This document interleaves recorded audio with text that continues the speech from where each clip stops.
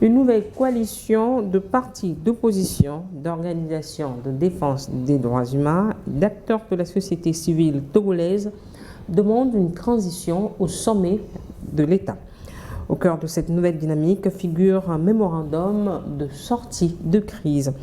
Le document conteste les réformes constitutionnelles engagées ces dernières années et préconise une refondation de l'ordre institutionnel togolais. Les signataires fondent notamment leur argumentaire sur un arrêt de la Cour de justice de la CEDEAO qu'ils présentent comme remettant en cause le changement de régime intervenu en 2024. Jean-Luc, de quelle crise parlent les acteurs signataires de ce mémorandum? D'accord, si tu permets, avant de répondre peut-être à cette question, moi je voudrais pas dire corriger, mais je voudrais qu'on puisse en tout cas redire ça autrement. Il n'est pas question de coalition, parce que moi j'ai discuté avec les gens de l'ANC quand le problème s'est posé. L'ANC est claire, elle n'est pas dans une coalition. L'ANC, le parti de Jean-Pierre Fabre. De Jean-Pierre Fabre, elle n'est pas dans aucune coalition. Le seul regroupement dans lequel se trouve l'ANC, c'est le cadre national de concertation pour le changement. CNCC. CNCC. Aujourd'hui, il n'est pas question d'un regroupement entre le CNCC et le MGT. Non. Il n'est pas question d'une union de l'opposition. Non. Alors, il faut que les choses soient claires. Je pense que hier, il y a une conférence de presse qui a été organisée et ça a prêté à confusion. Les gens ont cru que c'était une union qui était en train, en tout cas certains ont voulu faire croire que c'était une union qui était en train de naître, un regroupement de partis politiques de l'opposition. Non, c'est archi faux. Il y a certaines personnes qui ont saisi la Cour de justice de la CEDEAO, notamment l'ANC, je crois 13 personnes dans l'ANC, certains partis politiques, des organisations de la société civile, qui ont saisi la CEDEAO. La CEDEAO a rendu son arrêt.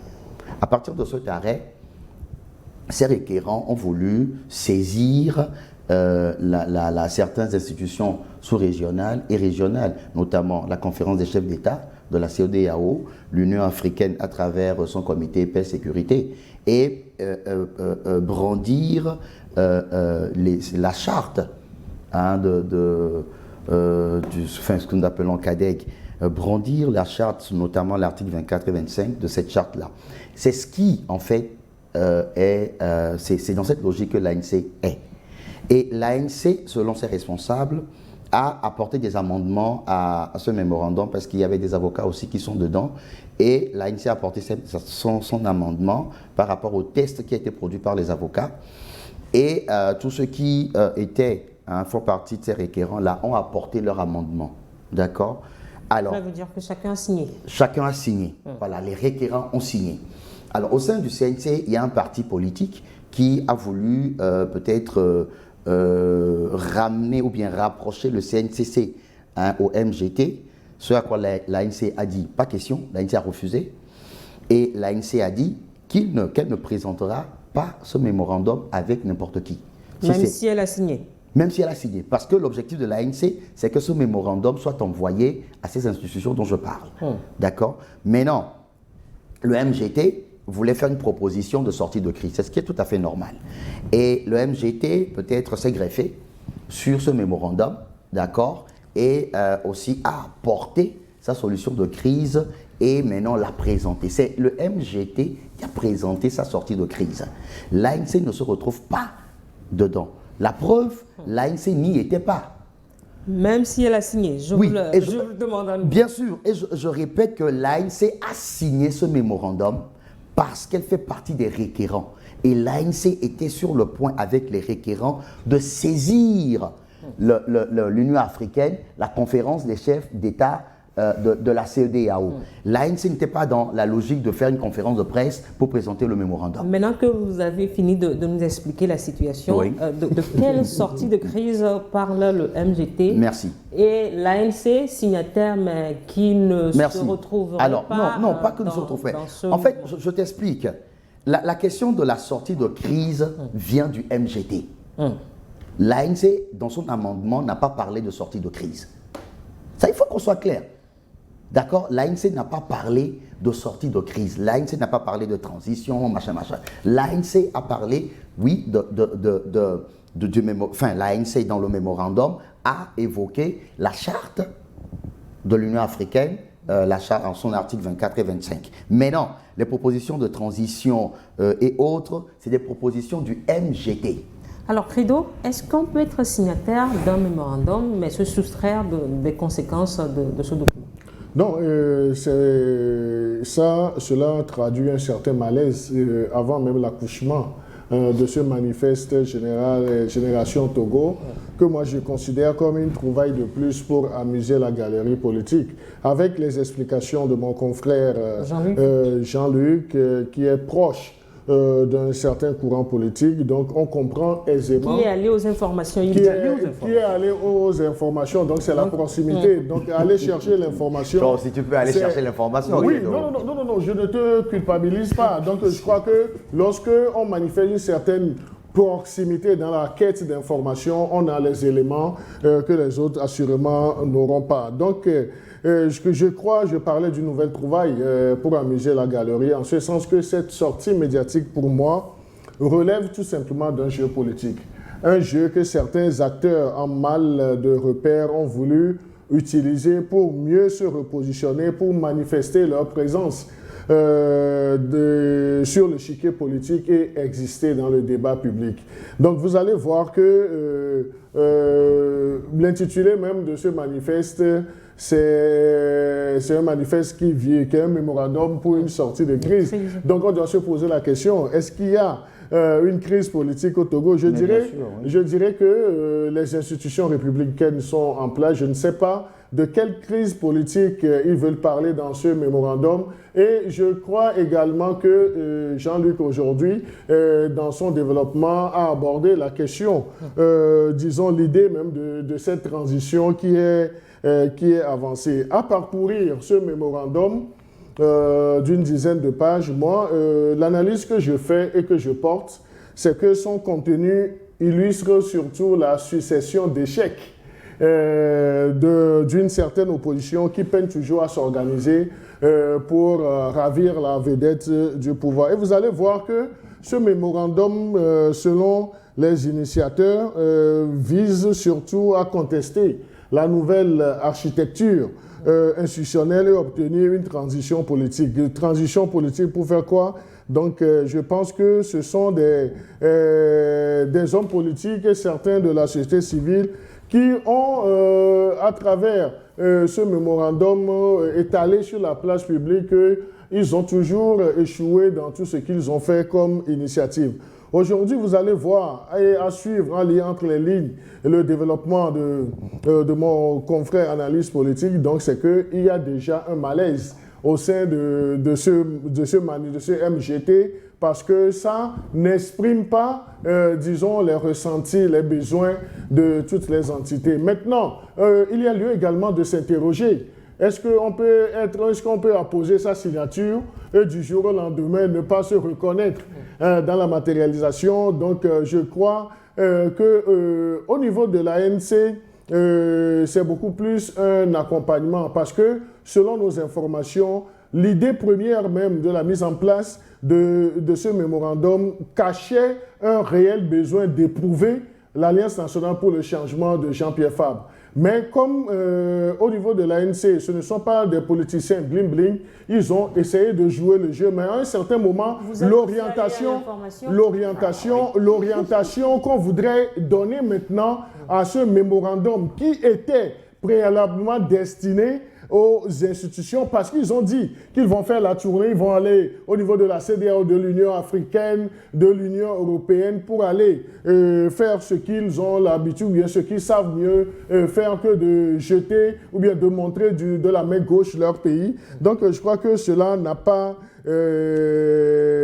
l'assentiment de toutes les entités. L'expression même de ce mémorandum du 25 août est ton âme, cela traduit beaucoup plus une certaine opposition en quête de raccourcis politiques. Ah, vraiment. Ah, vous voulez que je me prononce par rapport à ce mémorandum? Merci, ton âme. Je pense que je voudrais me féliciter de la démarche de ceux-là qui sont retrouvés, qui ont pondu ce mémorandum. Il faut se féliciter parce que sous d'autres cieux, ou bien il y a des années passées, c'était des cailloux dans les rues qu'on devrait les entendre. Mais cette fois-ci, de façon pacifique, ils ont eu à présenter ce mémorandum. Cette démarche, moi je pense qu'elle est quand même à féliciter. Maintenant, dans le fond, je me pose la question si la crise ne vient pas de cette entité qui présente aujourd'hui ce mémorandum. Parce que, oui, dès l'entame, on voit qu'il y a dissension, donc il y a dit qu'il y a quelque chose qui ne marche pas. Maintenant, j'ai lu le mémorandum, tout, moi je l'ai lu, et j'ai vu... Qu'est-ce que vous retenez? Je retiens qu'on parle de la crise au Togo, une crise politique. Je me pose la question s'il y a effectivement crise politique. Quand on dit qu'il y a crise politique, c'est que les institutions de l'État ne fonctionnent plus.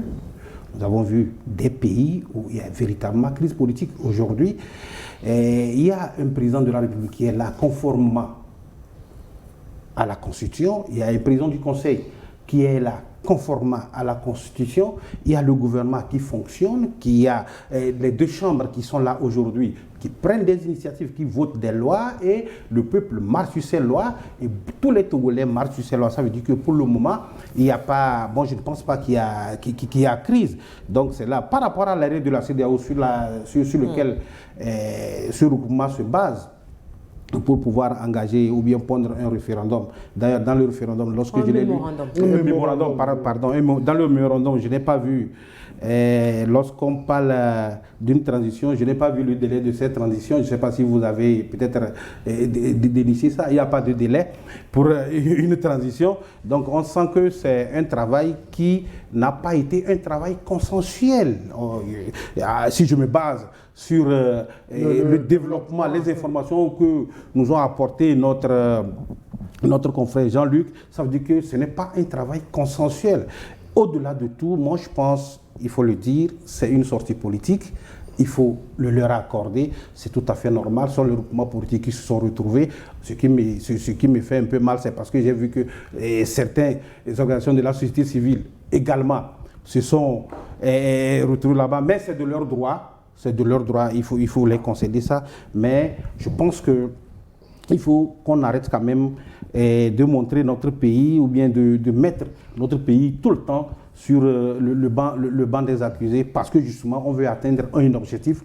Je pense que l'objectif il est là. Lorsque vous créez votre parti politique, il faut quand même, c'est pour conquérir le pouvoir. Et quand vous n'arrivez pas à conquérir le pouvoir, ce qui est un problème. Moi je pense qu'au niveau de l'opposition togolaise, il y a un problème de stratégie. Il y a un problème de stratégie et ça, tout le monde l'a vu ces dernières années. La mobilisation sur laquelle elle se base, cette mobilisation n'est plus à l'ordre du jour. Les gens se sont intéressés. Maintenant, il faut changer de stratégie. Si vraiment on veut venir à bout ou bien prendre le pouvoir comme il est question, parce que quand on crée un parti politique, c'est pour prendre le pouvoir et diriger. Donc, il faut changer de stratégie. Je pense qu'aujourd'hui... Oui, je vous écoute. Cette opposition dont vous parlez, qui n'arrive pas à conquérir le pouvoir, et qui doit changer de stratégie, parle de blocage politique actuel au Togo. Moi, je ne pense pas qu'il y a blocage politique. C'est vrai. Il peut y avoir des difficultés. Pas qu'il y a il peut y avoir des... Non, il n'y a pas de crise. Non, il n'y a pas de crise. À partir du moment où les étudiants sont là, il n'y a pas de crise. Moi, je ne parle pas de crise. C'est possible. Au niveau des acteurs politiques, il peut y avoir des problèmes à des niveaux donnés. Et c'est vrai, ce n'est pas qu'au Togo seul. C'est possible. Et dans ces genres de trucs, il y a des initiatives qui sont prises pour que des dialogues puissent régler ces problèmes. C'est tout à fait normal. Mais je le dis également, si vous permettez que je termine, je le dis également, lorsque vous êtes sur un terrain politique, je pense qu'il faut faire extrêmement attention. En tout cas, moi, je fais mes analyses sur la base des faits de ce que je constate aujourd'hui. Ceux qui crient qu'il y a crise, c'est eux, du jour au lendemain, qui sont allés aux élections, qui sont dans des institutions aujourd'hui, qui fonctionnent sur la base de cette constitution qu'ils disent ne pas reconnaître. Alors, donc moi je pense qu'il faut qu'on fasse bas la terre, résoudre d'abord les problèmes, la crise en leur sein avant de pouvoir parler de la crise au Jean-Luc, niveau du pays, au niveau politique. Pour vous, il y a crise. Il y a des tensions politiques au Togo. Mais c'est Alors, clair. est-ce que Aujourd'hui, ces le Togo est en tensions crise. proviennent donc d'un manque de confiance dans les institutions? Mais c'est clair. Déjà, lorsque, selon la CEDEAO, hein, la cour de la CEDEAO qui dit que le Togo a commis un coup d'État constitutionnel, moi je me dis déjà, partant de là, non, soyons sérieux, partant de là, il y a crise. La CEDEAO n'a pas dit que Aujourd'hui, le Togo a fait un coup d'État constitutionnel. c'est moi qui ai la parole. Non, c'est moi qui ai la parole. Oui, je sais que vous avez la parole. Je vous ai laissé. Vous avez la parole, Donc mais je faut dis, pas raconter des choses qui ne sont pas. Aujourd'hui, l'arrêt de la Cour de cette justice, crise a été renforcée parce qu'il y avait d'autres crises. Non, mais il y avait d'autres crises parce qu'à un moment donné, le pouvoir en place, le pouvoir RPT unié a sodomisé la Constitution. Et maintenant, tout récemment, pour obliger le Togo à rentrer dans la 5e République, un coup de force a été également organisé. C'est ce qui a créé cette crise. Et c'est de ça que le MGT est en train de parler. Il y a aujourd'hui une crise au Togo, mais on essaie de taire cette crise. On essaie de faire croire que le pays va bien, mais c'est faux. Nous sommes en crise. Mais le pouvoir en place, le pouvoir RPT unir, essaie de faire comprendre que le tout va bien. Ou on nous fait comprendre que bon, il y a un président de la République, il y a un président de conseil et tout, et tout, et tout. Mais ça, c'est du leurre. Aujourd'hui, hein, c'est clair. Quand on me parle de crise au sein de l'opposition, il n'y a pas de crise au sein de l'opposition. Non, il n'y a pas de crise, soyons sérieux. L'opposition aujourd'hui... C'est vous qui avez dit, Jean-Luc. Non, je n'ai pas parlé de crise. Non, soyons sérieux. Soyons sérieux. J'ai pas... Non. Laisse-moi m'expliquer, Bouraïma. Laisse-moi, Bouraïma. Non. C'est l'analyse que vous faites. Si par exemple... Non, mais attends. Si par exemple, au sein de l'opposition, 2-3 partis politiques, certains partis politiques ne se retrouvent plus ensemble, mais ça ne veut pas dire qu'il y a crise. Non. Mais aujourd'hui, j'en viens. Non, écoute-moi. Aujourd'hui, au sein de l'opposition, pourquoi l'ANC n'était pas présent à la conférence de presse? Non, pas encore. J'en viens. Pourquoi il n'était pas présent? Tout simplement parce que l'ANC aujourd'hui ne veut plus, en tout cas pour l'heure, se mettre à côté du MGT, qui est constitué de certains partis politiques comme la DMK. Pourquoi? Non, attends, laisse-moi. Mais pourquoi? Parce que je m'explique. Parce que hier, dans le passé, ces regroupements-là ont traité l'ANC de traître, de Judas, de tous les noms, d'accord, ont vilipendé l'ANC. L'ANC, en tout cas, avant de se mettre ensemble avec ces partis politiques, veut vider ce contentieux. Ça veut dire qu'il y a un antécédent. Laisse-moi terminer. Ou après avoir signé? Non. J'ai bien expliqué, le mémorandum. Mais vous revenez là-dessus? Oui, le mémorandum. L'ANC a signé le mémorandum. Et ce mémorandum fait suite à l'arrêt de la Cour de la CEDEAO.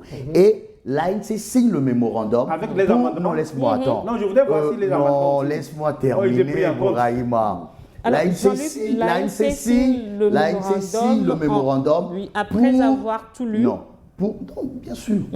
Pour saisir l'Union africaine, pour saisir la CEDEAO, la conférence des chefs d'État de la CEDEAO. L'Union européenne. Les États-Unis. Alors, si aujourd'hui on parle de transition, ça c'est une idée qui provient du MGT. Et j'ai dit que l'ANC... Alors Jean-Luc, si le mémorandum a été signé pour aller auprès de ces institutions, c'est pour quel résultat finalement? Mais pour qu'il y ait pression sur le pouvoir. Pourquoi? Et ça ne veut pas dire... Non, attendez, il faut qu'on comprenne. L'ANC a signé le mémorandum, mais cela ne veut pas dire que l'ANC crée un regroupement ou bien l'ANC se trouve dans un regroupement. Nous ne sommes plus à ce niveau. Voilà, ça c'est clair. L'ANC a signé le mémorandum. Bien sûr. Comme tous les autres que vous voyez en bien sûr, parce qu'aujourd'hui, l'ANC... Quel est le résultat? Mais pour qu'on puisse sortir de la crise. Mais finalement, vous dites quoi, Jean-Luc?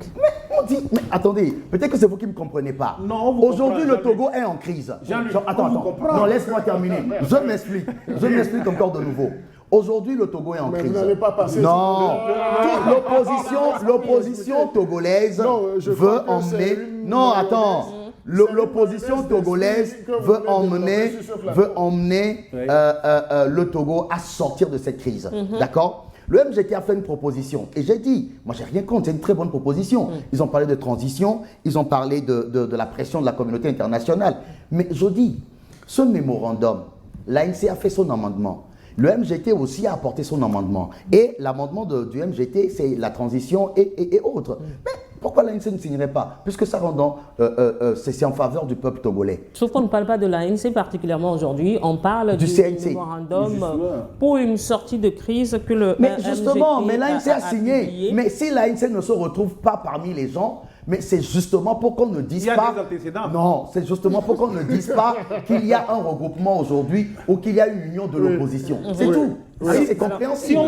Si on suit bien notre cher ami Jean-Luc, je pense qu'il a fait un développement très intéressant et moi j'ai pu puiser un certain nombre d'éléments dedans parce qu'il a eu à dire que dans ce regroupement MGT ou quoi, il y a certains partis politiques qui avaient eu à traiter l'ANC de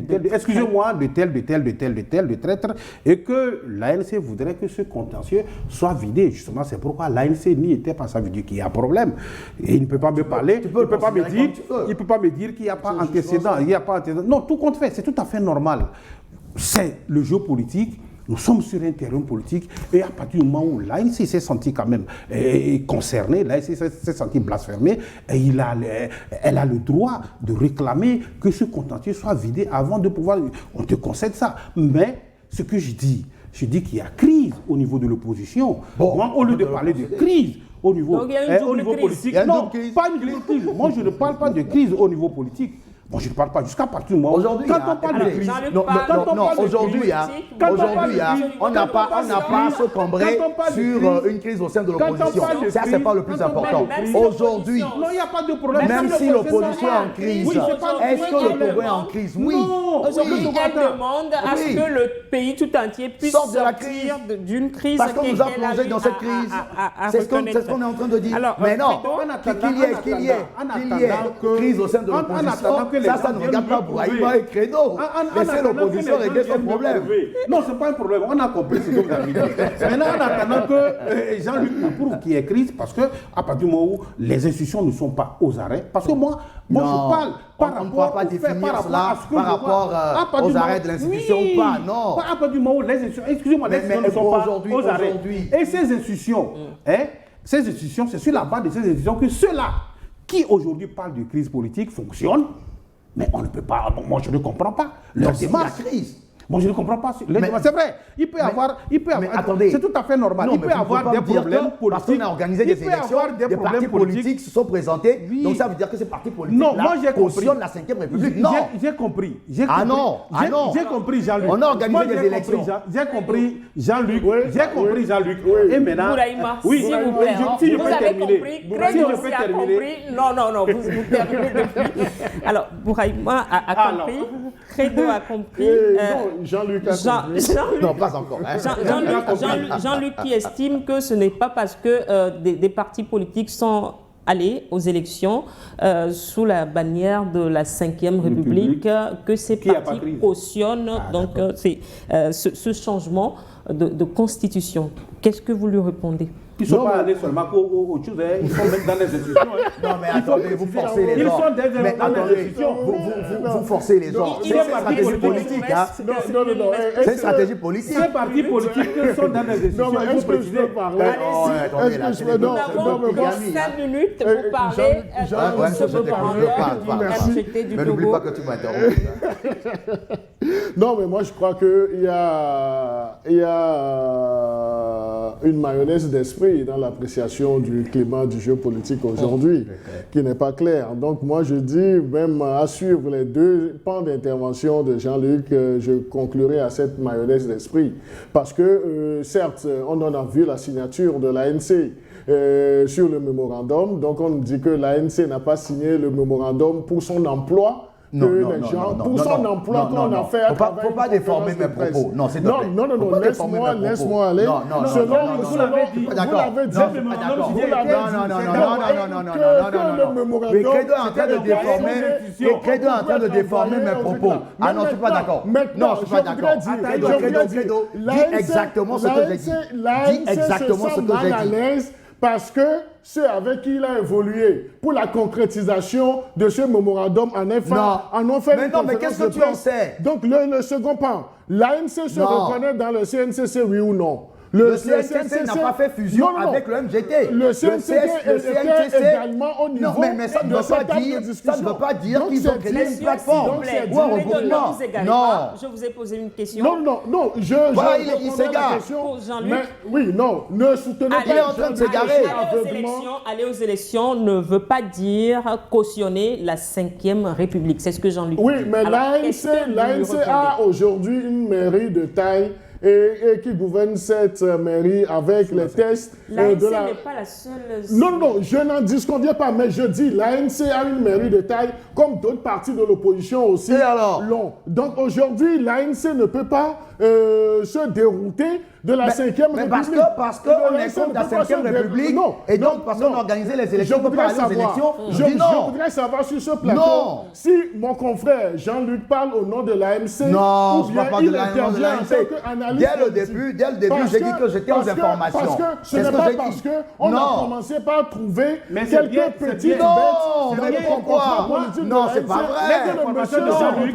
Laisse-moi déformer mes propos. Déformer mes propos. C'est pour ça que je n'étais pas d'accord. Je n'étais pas d'accord avec Credo.